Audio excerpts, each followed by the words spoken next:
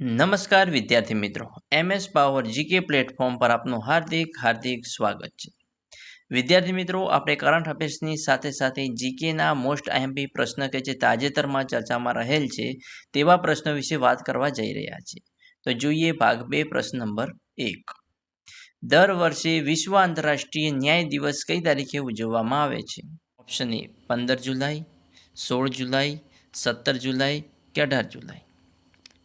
આપણો જવાબ રહેશે ઓપ્શન સી, 17 જુલાઈ. નેક્સ્ટ, પ્રધાનમંત્રી ધનધન્યા કૃષિ યોજનામાં કેટલી કેન્દ્ર સરકારની યોજનાઓ મર્જ કરવામાં આવી છે? ઓપ્શન એ 24 યોજનાઓ, ઓપ્શન બી 11 યોજનાઓ, ઓપ્શન સી 36 યોજનાઓ, ઓપ્શન ડી 18 યોજનાઓ. આપણો જવાબ રહેશે ઓપ્શન સી, 36 યોજનાઓ મર્જ કરવામાં આવી છે. નેક્સ્ટ, ભારતીય નૌકાદળ દ્વારા કાર્યરત કરાયેલા ભારતના પ્રથમ સ્વદેશી રીતે ડિઝાઇન અને નિર્મિત ડ્રાઇવિંગ સપોર્ટ વેસલનું નામ શું છે? Option A INS Virat, option B INS Shankush, option C INS Arihant, option D INS Nistar. આપણો જવાબ રહેશે option D INS Nistar. Next, Indian institute of creative ટેકનોલોજીના પ્રથમ કેમ્પસનું ઉદ્ઘાટન ક્યાં થયું હતું? બેંગ્લોર, હૈદરાબાદ, પુણે કે પછી મુંબઈ?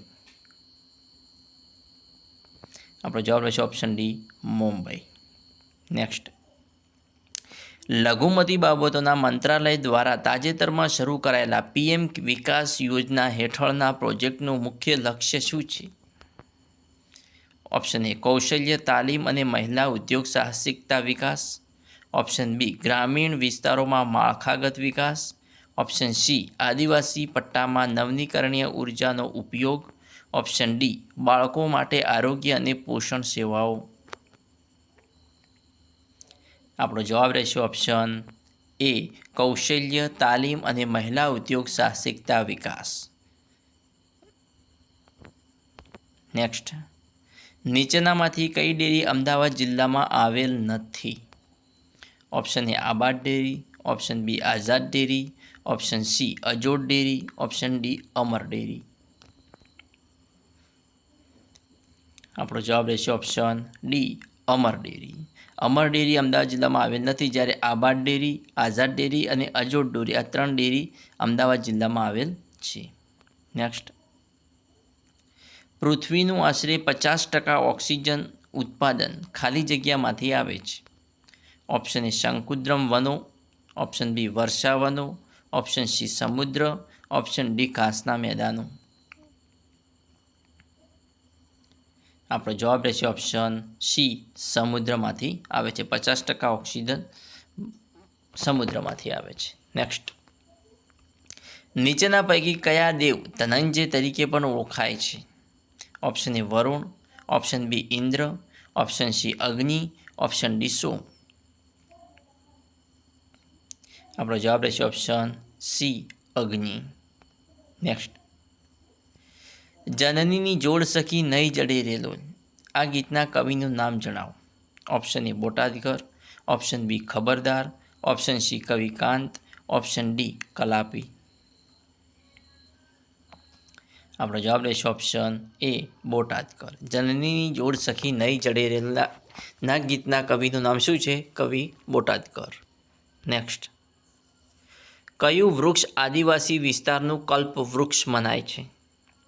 ઓપ્શન એ વાંસ, ઓપ્શન બી સાગ, ઓપ્શન સી ખાખર, ઓપ્શન ડી તાડ. તો આપણો જવાબ રહેશે ઓપ્શન ડી તાડ. તાડ એ આદિવાસી વિસ્તારનું કલ્પ વૃક્ષ મનાય છે. નેક્સ્ટ, ગુજરાતનું રાજ્ય પતંગિયું ખાલી જગ્યા છે. Option A plain tiger, option B blue tiger, option C peacock pansy, option D blue mormon. તો આપણો જવાબ રહેશે option A plain tiger.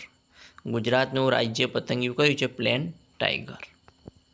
Next, નીચેનામાંથી કયો વન વિસ્તાર ગુજરાતમાં જોવા મળતો નથી?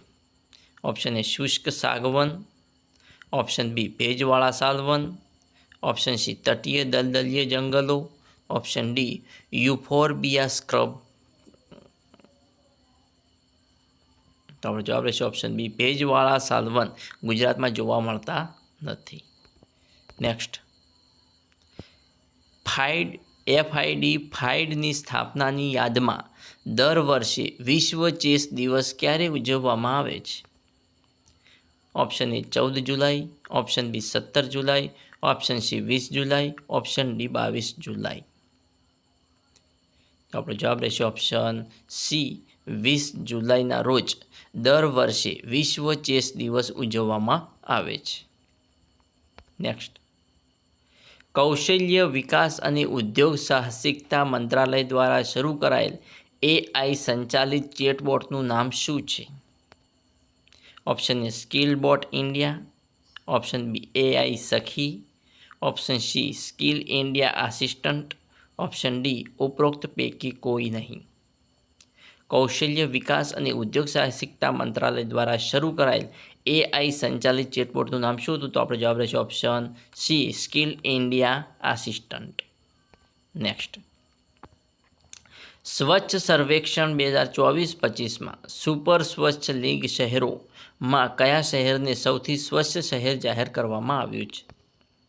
Option A Chennai, option B Jaipur, option C Lucknow, option D Indore. તો આપણો જવાબ રહેશે ઓપ્શન ડી ઇન્દોર. ઇન્દોર શહેરને સૌથી સ્વચ્છ શહેર જાહેર કરવામાં આવ્યું છે 2024-25માં.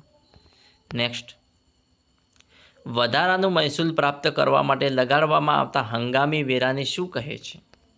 Option A cess, option B દંડ, option C surcharge, option D એક પણ નહીં. તો આપણો જવાબ રહેશે ઓપ્શન એ સેસ. વધારાનો મહેસૂલ પ્રાપ્ત કરવા માટે લગાડવામાં આવતા હંગામી વેરાને સેસ કહે છે. નેક્સ્ટ, યુએસબીનું પૂરું નામ જણાવો. Option A universal source bus, option B universal series bus, option C universal serial bus, option D ultra serial bus. યુએસબીનું પૂરું નામ જણાવો. તો આપણો જવાબ રહેશે option C universal serial bus. યુએસબીનું પૂરું નામ શું છે? યુનિવર્સલ સિરિયલ બસ. નેક્સ્ટ, નીચેનામાંથી કઈ નદીને મુખ ત્રિકોણ નથી? Option A Kaveri, option B Damodar, option C Krishna, option D Narmada. નીચેનામાંથી કઈ નદીને મુખ ત્રિકોણ નથી? તો જવાબ છે ઓપ્શન ડી નર્મદાને મુખ ત્રિકોણ નથી, જ્યારે કાવેરી, દામોદર અને કૃષ્ણાને મુખ ત્રિકોણ છે. જોઈએ નેક્સ્ટ, કોણે 1825માં વેદાંતોના એકેશ્વરવાદી સિદ્ધાંતોનું શિક્ષણ આપવા વેદાંત કોલેજ શરૂ કરી? Option A Keshavchandra Sen, option B Raja Rammohan Roy, option C Dayanand Saraswati, option D Vivekananda. 1825માં વેદાંત કોલેજની શરૂઆત કોણે કરી? એકેશ્વરવાદી સિદ્ધાંતોનું શિક્ષણ આપવા માટે વેદાંત કોલેજની શરૂઆત કરવામાં આવી હતી 1825 સાલમાં. પણ એ વેદાંત કોલેજ કોણે શરૂ કરી હતી? તો આપણો જવાબ રહેશે ઓપ્શન બી રાજા રામમોહન રાયે શરૂઆત કરી હતી.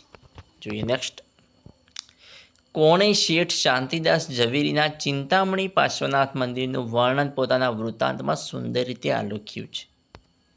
ઓપ્શન એ ગેસવર, option B Della Valle, option C Thomas Herbert, option D Mandelslo. કોણે શેઠ શાંતિદાસ ઝવેરીના ચિંતામણી પાર્શ્વનાથ મંદિરનું વર્ણન પોતાના વૃત્તાંતમાં સુંદર રીતે આલેખ્યું છે? તો જવાબ છે ઓપ્શન ડી મેન્ડેસ લોએ. નેક્સ્ટ પ્રશ્ન, રૈયતવારી પદ્ધતિ બાબતે નીચેના વિધાનોમાંથી સત્ય વિધાન પસંદ કરો. વિધાન 1 જોઈએ તો કે તે થોમસ મુનરો દ્વારા દાખલ કરવામાં આવી હતી.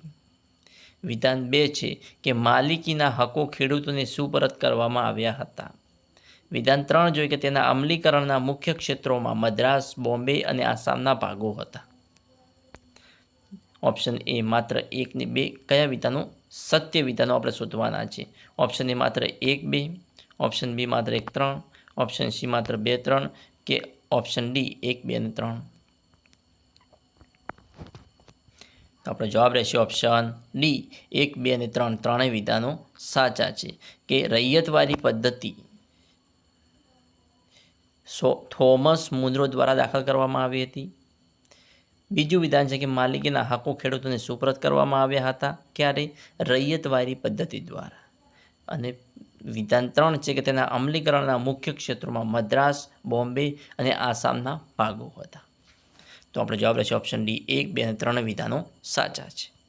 જોઈએ નેક્સ્ટ. FIDE એટલે કે ફાઇડ મહિલા ચેસ વર્લ્ડ કપના સેમીફાઇનલમાં પહોંચનારી પ્રથમ ભારતીય મહિલા કોણ બની છે? Option A Dronavalli Harika, option B Divya Deshmukh, option C Vaishali Ramesh Babu, option D Koneru Hampi.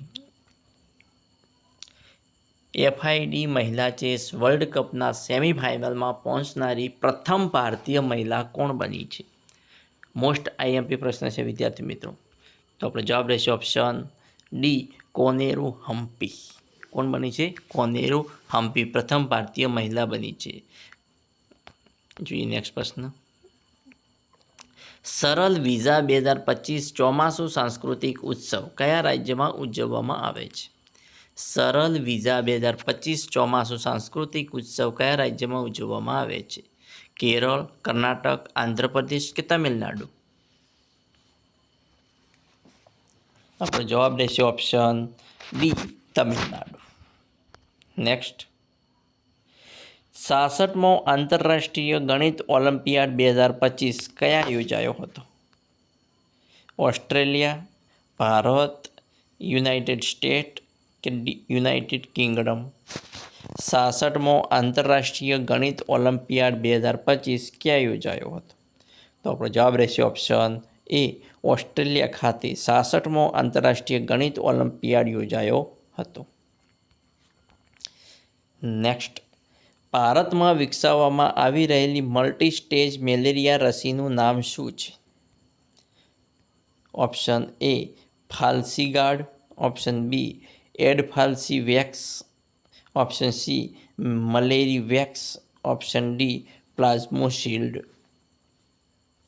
ભારતમાં વિકસાવવામાં આવી રહેલી મલ્ટી સ્ટેજ મેલેરિયા રસીનું નામ શું છે? તો આપણો જવાબ રહેશે ઓપ્શન બી એડફાલ્સીવેક્સ. એડફાલ્સીવેક્સ. નેક્સ્ટ. વિદ્યાર્થી મિત્રો, આવા મોસ્ટ IMP પ્રશ્નો અને ભાગ 3 કરંટ અફેર્સ વિથ GKનો જોવા માટે મારી ચેનલને સબસ્ક્રાઈબ કરવાનું અને તમારા મિત્રો સાથે લિંક શેર કરવાનું તો ના જ ભૂલતા. Thanks for watching my video.